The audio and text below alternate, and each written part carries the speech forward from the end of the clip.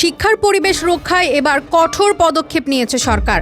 শিক্ষা প্রতিষ্ঠানগুলোতে শিক্ষার্থীদের মিছিল সমাবেশে অংশগ্রহণ বন্ধের নির্দেশ দেওয়া হয়েছে। এ বিষয়ে শিক্ষা প্রতিষ্ঠানগুলোর প্রধানদের কড়া বার্তা দিয়েছে শিক্ষা মন্ত্রণালয়। শিক্ষার্থী কেন্দ্রিক নয় এমন মিছিল ও সমাবেশে অংশগ্রহণ বন্ধেই এমন নির্দেশনা।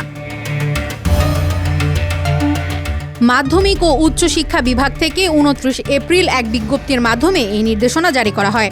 শিক্ষা মন্ত্রণালয়ের দাবি, সাম্প্রতিক সময়ে বিভিন্ন এলাকায় স্কুল কলেজের শিক্ষার্থীরা শিক্ষা সংশ্লিষ্ট নয় এমন বিভিন্ন ইস্যুতে মিছিল ও সমাবেশে অংশ নিচ্ছে।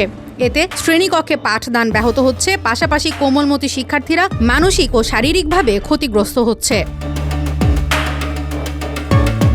বিজ্ঞপ্তিতে আরও বলা হয়, এ ধরনের কর্মকাণ্ড শিক্ষার্থী ও অভিভাবক দুপক্ষের মধ্যেই উদ্বেগ তৈরি করেছে। এই পরিস্থিতিতে শিক্ষার্থীদের পড়ালেখার মনোযোগ ধরে রাখতে সিদ্ধান্ত নেওয়া হয়েছে। শিক্ষা প্রতিষ্ঠানের প্রধানদের নির্দেশনা দেওয়া হয়েছে যেন তারা শ্রেণীকক্ষে পাঠদান নিশ্চিত করেন এবং কো কারিকুলার কার্যক্রম আরও সক্রিয়ভাবে পরিচালনা করেন। বিজ্ঞপ্তির সঙ্গে একটি কো কারিকুলার কার্যক্রমের তালিকাও সংযুক্ত করা হয়েছে। এছাড়া শিক্ষার্থীদের বিভিন্ন গঠনমূলক কার্যক্রমে সম্পৃক্ত করতে অভিভাবকদেরও সক্রিয় সম্পৃক্ত হওয়ার আহ্বান জানানো হয়েছে।